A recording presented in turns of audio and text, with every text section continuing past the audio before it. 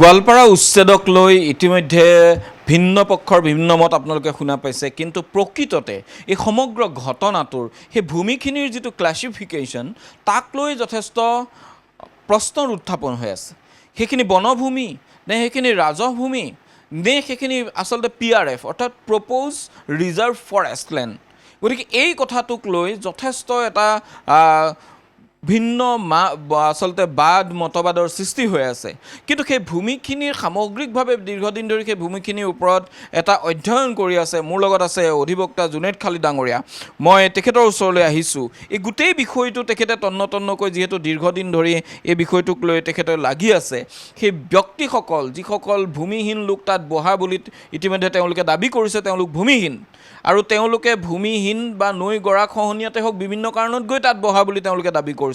তেওঁলোক কেতিয়াৰ লোক, কিমানৰ বাসিন্দা, তেওঁলোক আচলতে বিদেশী নেকি নে তেওঁলোক স্বদেশী? যদি স্বদেশী তেওঁলোকৰ ভোটাৰ লিষ্ট কোন চনৰ পৰা আছে? এই গোটেই বিষয়খিনি আমি জানিবলৈ তেখেতৰ ওচৰলৈ আহিছোঁ। প্ৰথমে আপোনাৰ পৰা জানিব বিচাৰিছোঁ, তাত যিখিনি লোকক উচ্ছেদ কৰা হৈছে প্ৰতিজন লোকেই বিদেশী নেকি? নহয়, তাত এইবিলাক ইণ্ডিয়ান লেণ্ডলেছ চিটিজেন হয়, ভাৰতীয় লেণ্ডলেছ চিটিজেন হয়। আৰু আমাৰ ধৰি লওক আমি ডকুমেণ্টেশ্যনৰ যিটো কাম হয় সেই কামটো কৰি পেলাই অলৰেডি ডেপুটি কমিশ্যনাৰ গোৱালপাৰা তাত লেণ্ড এলটমেণ্টৰ কাৰণে এপ্লিকেশ্যন দিছোঁ, ইণ্ডিভিজুৱেল এপ্লিকেশ্যন উচ্ছেদিত পৰিয়ালৰ হৈ পেলাই। আৰু আমি তাৰমানে এতিয়া উচ্ছেদ হোৱাৰ পিছত কৰিছে? উচ্ছেদ হোৱাৰ পিছত, কাৰণ আমাকতো এইখিনি ভূমিহীন মানুহ ক'ত যাব? এতিয়াও তেখেতসকল আকাশৰ তলত এনেকৈ টেণ্টত without basic amenities of life, sanitation, drinking water, food, shelter, ল'ৰা ছোৱালীৰ পঢ়া শুনা নাই, তেনেকৈ আছে মানুহখিনি। ক'ত যাব? আমাক কৈছে ছাৰ আমাৰতো যাব জেগা নাই, আমি ক'ত যাম? তো এইখিনি মানে ৰিভাৰ ইৰোডেড, মানে গৰাখহনীয়া তেখেতসকলৰ অৰিজিনেল মাটিবিলাক গুচি গৈছে। আৰু এইখিনি গোৱালপাৰা ডিষ্ট্ৰিক্টৰ মানুহ, অলপ দূৰৰ অঞ্চলৰ গৰাখহনীয়া গোৱালপাৰা ডিষ্ট্ৰিক্টৰ মানুহ হয়। আৰু এইখিনি মানুহ দৰিদ্ৰ সীমাৰ তলত মানুহ, একো নাজানে, খালী ঠাই পাইছে, ওখ ঠাই পাইছে, নদীত নিজৰ ঘৰটো গৈছে, আহি বহি গৈছে, সিমানে সেইখিনিয়ে মানে সিহঁতৰ ক'ব লগা কথা। এতিয়া কথাটো হ'ল যে সেই যিখিনি ভূমিত তেওঁলোক বহিছে সেই ভূমিখিনি বনভূমি, ৰাজহভূমি নে আচলতে PRF? নহয়, এতিয়া এটা মানে ধৰি লওক পাইকান অঞ্চলৰ যিখিনি আমি যদি ডিছকাছ কৰোঁ, যিখিনি এভিকশ্যন হ'ল বা এটা মানুহ মৃত্যু হৈছে, তো এই সংক্ৰান্তত আপুনি এইটো চাব যে এইটো এতিয়া ডিমাৰ্কেশ্যনটো সেই বহুত পুৰণা ডিমাৰ্কেশ্যন এটা হৈ আছে। এক নম্বৰ, এইটো ৰেভিনিউ ভিলেজ হয় নে এইটো ফৰেষ্ট আপোনাৰ প্ৰপ'জ ৰিজাৰ্ভ ফৰেষ্টত পৰি আছে? এতিয়া ৰেভিনিউ ক্লেইম কৰিছে ৰেভিনিউ বুলি, ফৰেষ্টে ক্লেইম কৰি আছে ফৰেষ্ট বুলি। সেইটো এতিয়ালৈকে কোনো এটা পাৰ্মানেণ্ট ডিমাৰ্কেশ্যন ছেটেলমেণ্ট মেপ এটা আমাৰ হাতত নাই এতিয়া। এক নম্বৰ কথা। 2 নম্বৰ কথা, আপুনি এই সংক্ৰান্তত গুৱাহাটী হাইকোৰ্টে চমোটো PIL এটা লৈছিলে, PIL 1 চমোটো /2022। সেই PILটোত আপোনাৰ 5 ছেপ্টেম্বৰ 2022 এটা অৰ্ডাৰ দিছিলে অসম চৰকাৰক যে 3 মাহৰ ভিতৰত গোৱালপাৰা ডিষ্ট্ৰিক্টৰ মানে গোৱালপাৰা DFOক ডাইৰেকশ্যন দিছিলে যে গোৱালপাৰা ডিষ্ট্ৰিক্টৰ অন্তৰ্গত যিকেইটা বনাঞ্চল আছে, ডিভিজন আছে, তাত এটা ছাৰ্ভে কণ্ডাক্ট কৰি যদি কোনোবা তাত বসতি আছে, বসতিবিলাক মানুহবিলাক আপোনালোকে তাৰ পৰা আঁতৰাই দিয়ক। আৰু কিন্তু তাত এটা কণ্ডিশ্যন দিছিলে এজ পাৰ মানে ৰুলছ এণ্ড ৰেগুলেশ্যন, অৰ্থাৎ মানুহখিনিক ৰিহেবিলিটেট কৰি পেলাই এটা অন্য স্থানত ছেটেল কৰি মানুহখিনিক তাৰ পৰা আঁতৰাই দিয়ক। এইটো অসম চৰকাৰে 5 ছেপ্টেম্বৰ 2022 অৰ্ডাৰ এতিয়া কিয় কমপ্লাই কৰিছে, সেইটো এটা প্ৰশ্নমূলক চিন। এতিয়া 2025 কিয় কমপ্লাই কৰিছে? এইটো 3 মাহৰ ভিতৰত কমপ্লাই কৰিব লাগিছিলে। আৰু চবতকৈ দুখজনক কথা যে এই যে অৰ্ডাৰটো হৈছে, আৰু ধৰি লওক এই দল সংগঠন, পলিটিকেল পাৰ্টিজবিলাকে তেখেতসকল কি এৱেৰ নাছিল নেকি মানে আপোনাৰ এই অৰ্ডাৰটোৰ বিষয়ে? আজি যি চিঞৰ বাখৰ কৰি আছে তেখেতসকল কি এৱেৰ নাছিল নেকি? আৰু যদি এৱেৰ নাছিল, তেখেতসকলৰ এইটো টোটেল ফেইলিয়ৰ। যিমান মুছলিম অৰ্গেনাইজেশ্যনছ আছে, যিমান পলিটিকেল পাৰ্টিজ আছে, যিমান MP MLAs আছে, যিসকলে এইসকল মানুহক ৰিপ্ৰেজেণ্ট কৰে, এইসকল মানুহ লৈ পেলাই বিভিন্ন জেগাত, আন্তঃৰাষ্ট্ৰীয় জেগাত তেখেতসকলৰ মাত মাতে, এই PILৰ অৰ্ডাৰটোৰ বিষয়ে তেখেতসকলে অৱগত নাছিল নেকি? যদি অৱগত নাছিল, তেখেতসকলৰ ফেইলিয়ৰে মানুহখিনিক তেখেতসকলে মিছা দি পেলাই, মিছা আস্থা, মিছা কথা দি পেলাই বসতি কৰাই ৰাখিছে। আৰু যদি আছিল তেতিয়াহ'লে এই PILটোত তেখেতসকলে এটা IA বা এটা এপিল ফাইল নকৰিলে কিয় চুপ্ৰিম কোৰ্টত যে আমি এনেকৈ বহি আছোঁ, আমি ভূমিহীন ব্যক্তি হয়, আমাক মাটি ছেটেলমেণ্ট কৰি দিয়ক? তেতিয়া নিশ্চয় হাইকোৰ্টে বা চুপ্ৰিম কোৰ্টে এইটোত ইণ্টাৰফেয়াৰ কৰি কিবা এটা অৰ্ডাৰ পাছ কৰিলে, কিন্তু কোনোৱে নকৰিলে। ভোটাৰ লিষ্টত নাম ইনক্লুড কৰি দিছে এই দৰিদ্ৰ ভূমিহীন ভাৰতীয় নাগৰিকখিনিক, কিন্তু মাটি এলটমেণ্টৰ ক্ষেত্ৰত কোনো মুছলমান দল সংগঠন, কোনো সিহঁতৰ নেতা, কোনো MP MLA একো ষ্টেপ নল'লে। তাৰ দুৰ্ভাগ্যজনক আজি এইটো পৰিস্থিতি আমি দেখিছোঁ। এতিয়া যদি চোৱা যায় গোটেই বিষয়টো যে এটা বাতৰি সম্প্ৰচাৰ হৈছিল আৰু সম্প্ৰচাৰ হোৱা বাতৰিটোত এটা RTIৰ তথ্যৰ ওপৰত ভিত্তি কৰি তেওঁলোকে বাতৰিটো সম্প্ৰচাৰ কৰিছিল আৰু সেই সংবাদ মাধ্যমত প্ৰচাৰিত হোৱা বাতৰিটোত কোৱা হৈছিল যে কিমান হাতীৰ মৃত্যু হৈছে, কিমান লোকৰ ঘৰ হাতীয়ে ভাঙিছে আৰু সেই পাইকান বনাঞ্চলত মেঘালয় আৰু অসমৰ যিটো আচলতে বৰ্ডাৰত থকা সেই যিখিনি হয় হাতীখিনি কেতিয়াবা মেঘালয়ৰ পৰা তললৈ নামি আহি জনাঞ্চল যিখিনি লোকে তাত ঘৰ খাইছে তাত বহু লোকৰ মৃত্যু হৈছে, শতাধিক লোক আৰু কেইবা শতাধিক ঘৰ ভাঙিছে। এই কথাখিনি বাতৰিটোৰ সম্প্ৰচাৰ হোৱাৰ পিছতে এটা নিজাববীয়া PIL কৰিছিল গুৱাহাটী উচ্চ ন্যায়ালয় আৰু সেই PILৰ উত্তৰত স্পষ্টকৈ কৈছে যে প্ৰপাৰ গাইডলাইন মতে সেই লোকসকলক বনাঞ্চলৰ পৰা উচ্ছেদ কৰিব লাগে। যিমান দূৰ আমাৰ মনত আছে হয়তো 7টা ডিভিজন আছে গোৱালপাৰাত বনাঞ্চলৰ ভিতৰত, সেই 7টা ডিভিজনৰ ভিতৰত ইতিমধ্যে আটাইকেইটাতে তেওঁলোকে উচ্ছেদ কৰিবলৈ গুৱাহাটী উচ্চ ন্যায়ালয়ে DFOক 3 মাহৰ ভিতৰত কম্পাইল কৰিব লাগিব বুলি সেই কথাটো কোৱা হৈছিল। 3 মাহৰ ভিতৰত নহ'ল, কিন্তু উচ্ছেদ কৰিবলৈ DFOক কোৱাটো গুৱাহাটী উচ্চ ন্যায়ালয়ে কৈ থৈছে। অৰ্থাৎ বনাঞ্চল মুক্ত কৰিবলৈতো কোৱা হৈছিল আৰু সেইমতেই যদি এভেকশ্যনটো হোৱা বুলি আমি ধৰি লওঁ, পলমকৈ হৈছে সেইটো তেখেতে কৈছে, এইটো মানি লৈছোঁ, কিন্তু তাত আৰু কেইটামান প্ৰশ্ন আহি যায়। কিমান গাইডলাইন মানি চলিলে সেইটো এটা বিষয় চৰকাৰে, তাৰ সমান্তৰালকৈ এইটো এটা বিষয় যে এই ভূমিখিনিক কংগ্ৰেছ চৰকাৰৰ দিনত এটা প্ৰপ'জেল আহিছিল।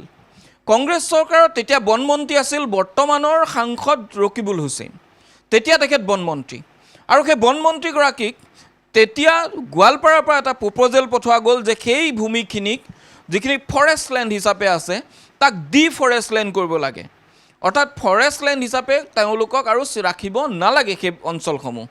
কিন্তু অতি দুৰ্ভাগ্যজনক বিষয় যে সেই সময়ত এতিয়া যিসকলে ওকালতি কৰি আছে, যি কান্ধত এতিয়া মৃত সিদিনা আৰক্ষীৰ গুলীত মৃত্যু হোৱা লোকজনক কবৰ দিবলৈ নিজে কান্ধত তুলি লৈ গৈছিল, সেইজন সাংসদে তেতিয়া কিন্তু এই ভূমিখিনিক ডিফৰেষ্টেশ্যন কৰিব নোৱাৰোঁ বুলি উত্তৰ দিছিল আৰু উত্তৰ দিছিল কাৰণো এইটো আছিল যে ইতিমধ্যে সুপ্ৰিম কোৰ্টৰ এটা গাইডলাইন আছে যে PVRএ হওক GVRএ হওক বা ফৰেষ্ট লেণ্ড তেওঁলোকে ডিফৰেষ্টেশ্যন কৰিব বা তেওঁলোকে ৰিজাৰ্ভ লেণ্ড হিচাপে ঘোষণা কৰিব নোৱাৰে।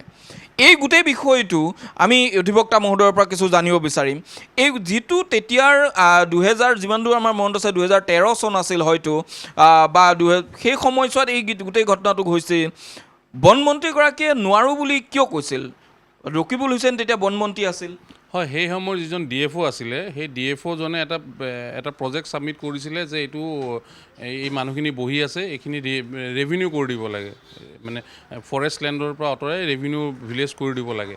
এটা প্ৰজেক্ট ছাবমিট কৰিছিলে, সেই প্ৰজেক্টটো অসম চৰকাৰৰ বন বিভাগ আৰু বন মন্ত্ৰী এইটো একচেপ্ট নকৰাৰ কাৰণে সেই ষ্টেটাছটো এতিয়া ফৰেষ্ট আপোনাৰ প্ৰপ'জ ৰিজাৰ্ভ ফৰেষ্ট হিচাপে থাকিলে আৰু সেই প্ৰপ'জ ৰিজাৰ্ভ ফৰেষ্ট এৰিয়াটোক গোৱালপাৰা ডিভিজনৰ হাইকোৰ্টে এইটো আপোনাৰ 5 ছেপ্টেম্বৰ এটা আপোনাৰ জাজমেণ্ট দিছে চৌমটত PILত যে এইখিনি বনাঞ্চল খালী কৰিব লাগে, ছাৰ্ভে কৰিব লাগে আৰু যদি তাত কোনোবা মানুহ বহি আছে বা ফৰেষ্ট আছে বা যি আছে কাল্টিভেশ্যন এইবিলাক চব আপুনি উচ্ছেদ কৰি দিব লাগে, এজ পাৰ ল কৈছে, ৰিহেবিলিটেট কৰি পেলাই কৰিব দিছে। এতিয়া যদি চাওঁ সেই সময়ত বনমন্ত্ৰী জানো ৰকিবুল হুছেইন নাছিল? হয়, তেখেতে আছিলে। এতিয়া ৰকিবুল হুছেইনে জানো সহমৰ্মিতা দেখুৱাবলৈ তেওঁ সিদিনা শৱদেহ জানাজা কৰিবলৈ যাওঁতে তেওঁ মৃতদেহ কান্ধত তুলি লৈ যোৱা নাছিলে? নিশ্চয়। চাওক মই এটা কথা ক্লিয়াৰ কৰি দিওঁ, অতি দুখৰ সৈতে পলিটিক্স কৰক আপোনালোকে, পলিটিক্স চবেই কৰিব, BJP কৰিব, কংগ্ৰেছে কৰিব, UDFে কৰিব, পলিটিকেল পাৰ্টিৰ কামেই হৈছে পলিটিক্স কৰিব, ইলেকশ্যনৰ সময়ত ইলেকশ্যন খেলিব, ঠিক আছে। কিন্তু এই মানে দুখীয়া দৰিদ্ৰ সীমাৰ তলত অশিক্ষিত মানুহ, আপোনাৰ ভূমিহীন মানুহখিনিক মাজত আপুনি ৰাখি পেলাই মাজত পিছাই এনেকৈ এভিকশ্যন কৰাই, এইটো পলিটিক্স হ'ব নোৱাৰে। এইটো কোনো ক্ষেত্ৰত গ্ৰহণযোগ্য নহয় আৰু এইটো পলিটিক্স ঘৃণনীয় পলিটিক্স আৰু এইটো পলিটিক্স আজি পৰিণতি দেখি আছে পলিটিক্সৰ। এই ইছ্যুটো এইখিনি লেণ্ডলেছ পিপুল, এইটো বাংলাদেশী কওক, মিয়া কওক, যি টেগ লগাওক, এই ইছ্যুটো ক'ব গ'লে কোনো আপোনাৰ বিজেপি হওক, UDF হওক, কংগ্ৰেছ হওক বা অসমৰ দল সংগঠন, মুছলমানৰ আগশাৰী দল সংগঠন কোনোৱে ছেটেল কৰিব নিবিচাৰে। ছেটেল হোৱাৰ লগে লগে অসমৰ মানে পলিটিকেল চেপ্টাৰৰ পৰা এটা ডাঙৰ ইছ্যু অধ্যায় নাইকিয়া হৈ যাব আৰু কোনো ইছ্যুৱে নাথাকিব। এতিয়া কি হৈছে, উচ্ছেদ কৰিছে, ধৰি লওক বিজেপি গভৰ্ণমেণ্টে ক'ব যে আমি এনেকৈ মুছলমানক হেৰি কৰি দিলোঁ, এই কৰি দিলোঁ, ভাঙি দিলোঁ, সিহঁতে হিন্দু ভোটটো পলাৰাইজ কৰিব। এতিয়া বাকী কংগ্ৰেছ, UDF গৈ পেলাই চিম্পেটাইজ কৰিব, ৰিলিফ দিব, গৈ মানুহখিনি সহায় কৰিব যে আমি তহঁতৰ হেৰি। কিন্তু দুৰ্ভাগ্যজনক যে এই মানুহখিনিৰ ভূমি ৰাইটৰ কাৰণে, লেণ্ড এলটমেণ্টৰ কাৰণে কোনো এটা দল সংগঠন, মুছলিম দল সংগঠন হওক, পলিটিকেল পাৰ্টি হওক, MLA হওক, MP হওক, একো ষ্টেপছ নল'লে, অন ৰেকৰ্ড নল'লে। 2 টকাৰ টিকেটত 2 লাইন লিখি দিব লাগে যে এখন হোৱাইট পেপাৰ যে মই এজন ভাৰতীয় নাগৰিক, মই ভূমিহীন হয়, মই অমুক জেগাত আছোঁ, মোক মাটিটো এলটমেণ্ট কৰি DC তাত এখন ৰিচিভিং লৈ আহিব লাগে। সিমানেই কাম। সেইটো কোনে কিয় নকৰিলে, এইটো মোৰ প্ৰশ্ন। চব MP MLA যিমান আছে, দল সংগঠন আছে, কিয় এইটো কাম নকৰিলে? তাৰ নকৰাৰ পৰিণতি আজি এইটো ভুগিছে। এতিয়া আপোনালোকে যিমান যুক্তি দিয়ক, যিমান ৰিলিফ লৈ যাওক, যি হ'ব লগা আছে হৈ গ'ল, কিন্তু এইটো যিটো ভুল কৰিছে আপোনালোকে, এইটো আপোনালোকক কিন্তু আনগত দিনত এইটো চবৰ পৰা আপোনালোকে এই প্ৰশ্নৰ উত্তৰ দিব লাগিব। এই যে কণ বাচ্চাবিলাক যে এনেকৈ আজি কেম্পৰ তলত আছে, আনাহাৰে আছে, খোৱা পানী নাই আপোনাৰ, এই ৰ'দে বৰষুণে তেনেকৈ আছে, ইহঁতক আপোনালোকে প্ৰশ্ন দিব লাগিব। এই প্ৰশ্ন চবেই সুধিব আপোনালোকক যে আপোনালোকে এই মানুহখিনিৰ ভূমিৰ ক্ষেত্ৰত, লেণ্ড এলটমেণ্টৰ ক্ষেত্ৰত লিগেল ষ্টেপছ কিয় নল'লে আপোনালোকে? লগতে এগৰাকী DFO তাত নি মানুহ বহোৱা প্ৰসংগ এটা উত্থাপন হৈছে। আপুনি যিহেতু গোটেই তন্নকৈ বিষয়টো চাইছে, গতিকে সেই DFO গৰাকীৰ কি আছিল, তেওঁৰ মটিভ কি আছিল, ক'ত মানুহখিনি বহুৱাইছিল, কিয় কৰিলে, এই বা আজি গৈ তেওঁ আকৌ আদালতত অধিবক্তা হৈ কি কৰিলে, এই গোটেই বিষয়টো অকণমান কওকচোন। মই নাম নোলোৱাকৈ কওঁ, নাম চবেই জানে। সম্ভৱ চিফ মিনিষ্টাৰ মহোদয়ে নিজৰ প্ৰেছ ষ্টেটমেণ্টতো নামটো আনিছে তেখেতৰ। কিন্তু কথাটো হৈছে কি, এনেকুৱা ব্যক্তি DFO আছিলে অসম চৰকাৰৰ, মানুহখিনিক আনি তাত বহাই এটা প্ৰজেক্ট ছাবমিট কৰিলে, প্ৰজেক্টটো চৰকাৰে গ্ৰহণ নকৰিলে। তাৰপিছত ক্ৰমান্বয়ে সেই মানুহজনে এটা পলিটিকেল পাৰ্টিৰ পৰা, সম্ভৱ কংগ্ৰেছৰ পৰা টিকেট লৈ পেলাই সেই আপোনাৰ ইলেকশ্যন খেলিলে। তাৰপিছত মানুহজন অধিবক্তা হ'ল, অধিবক্তা হৈ পেলাই সেইদিনাখন আপোনাৰ হাছিলা বিলৰ এভিকশ্যনৰ নটিছৰ এগেইনষ্টে তেখেতে এটা ৰিট ফাইল কৰিছিলে, ষ্টে নাপালে, ষ্টে নাপাই পেলাই পিছদিনাখন অসম চৰকাৰে উচ্ছেদ কৰি দিলে। এনেকুৱা হ'লে কেনেকুৱা হ'লে প্ৰশ্নবোধক চিন। এইবিলাক মানুহ আপুনি মানে তেখেত কোন হয়, মানে এজন DFO হয়, অধিবক্তা হয়, পলিটিচিয়ান হয়, কোন হয়? আৰু এই মানুহখিনিক এনেকৈ পণবন্দী কৰি পেলাই আজি এনেকুৱা এটা ৰিজাল্ট কিয় কৰিলে, সেইটো চবেই প্ৰশ্ন কৰিছে। আমি যে ফিল্ডত গৈছোঁ, গ্ৰাউণ্ডত গৈছোঁ, আপোনাৰ হাছিলা বিলৰ উচ্ছেদিত মানুহৰ ওচৰত গৈছোঁ, আমাক চবেই কৈছে যে ছাৰ এইটো অৱস্থা। এইটো ৰাইজৰ কথা। মইতো আৰু ইয়াত মোৰ ভাষ্য কোৱা নাই ন, মই মানুহজনক চিনিও পোৱা নাই, নাজানো, কিন্তু মানুহে কৈছে আৰু তেখেতে উত্তৰ দিব লাগিব ইয়াৰ উত্তৰ। তেওঁ আচলতে যিহেতু এটা নিৰ্বাচন খেলাৰ সপোন দেখি আছিল, সেই লোকসকলক নি বনাঞ্চলত আচলতে বহুৱাইছিল নেকি?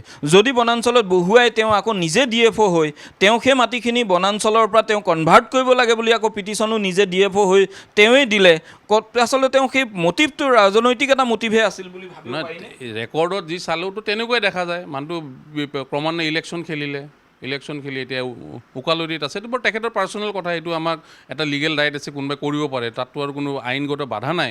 কিন্তু এনেকৈ ফ্লেকচুৱেটিং কৰি থাকিলে মানুহৰ প্ৰশ্ন হৈছে ন। এতিয়া তাতে ৰাইজে প্ৰশ্ন কৰি আছে, কিয় কৰিছে মানুহজনে, কিয় এনেকুৱা কৰিলে, আমাৰ লগত কিয় এনেকুৱা কৰিলে, এইটো প্ৰশ্ন কৰিছে, উত্তৰ দিব লাগিব তেখেতে। আহক উত্তৰ দিয়ক।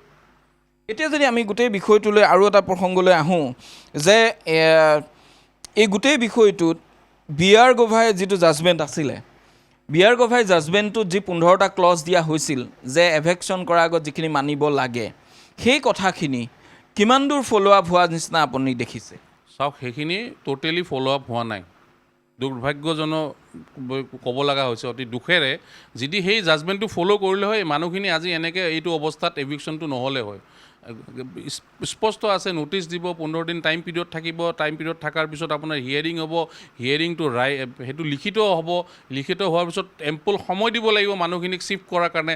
এই যে ঘৰ ভাঙি দিয়াটো, বুলড'জিংটো last option, bulldozing is the last option, কিন্তু সেইটো নকৰি নটিচ দি 2 দিন পিছতে ঘৰবিলাক ভাঙা আৰম্ভ কৰি দিছে। সেইটো এটা এইটো কণ্টেম্প্ট হৈছে GR গভাইৰ জাজমেণ্টৰ। অসম চৰকাৰৰ আৰু বিষয়ববীয়াবিলাকে কণ্টেম্প্ট কৰিছে জাজমেণ্টটোৰ। এই ক্ষেত্ৰত আমি অলৰেডি সুপ্ৰিম কোৰ্টত এটা কণ্টেম্প্ট পিটিশ্যন ফাইল কৰা হৈছে আৰু কণ্টেম্প্ট পিটিশ্যনৰ এতিয়া নটিচবিলাক আহিব। অসম চৰকাৰে এইটো উত্তৰ দিব লাগিব যে কিয় মানে এভিকশ্যন কৰিব, নিশ্চয় কৰিব, চৰকাৰী মাটিত ভূমিত এভিকশ্যন কৰিব, কিন্তু as per procedure, as per rule হ'ব লাগিব। এজ পাৰ প্ৰচিডিউৰ ৰুল হ'ব লাগিব সেই ৰুলটো ভাইলেট কৰিছে আৰু ৰুলটো স্পেচিফিক 15টা গাইডলাইন পেন ইণ্ডিয়া লেভেলত সুপ্ৰিম কোৰ্টে দি দিছে সেই গাইডলাইনটো ফ'ল' নকৰি পেলাই কেনেকৈ উচ্ছেদটো কৰিব এইটো লৈ পেলাই আমি সুপ্ৰিম কোৰ্টত গৈছোঁ দ্বাৰস্থ হৈছোঁ এতিয়া অসম চৰকাৰে এটা ৰিপ্লাই দিব যে আমি কিয় কমপ্লাই কৰা নাই অৰ্ডাৰটো সুপ্ৰিম কোৰ্টত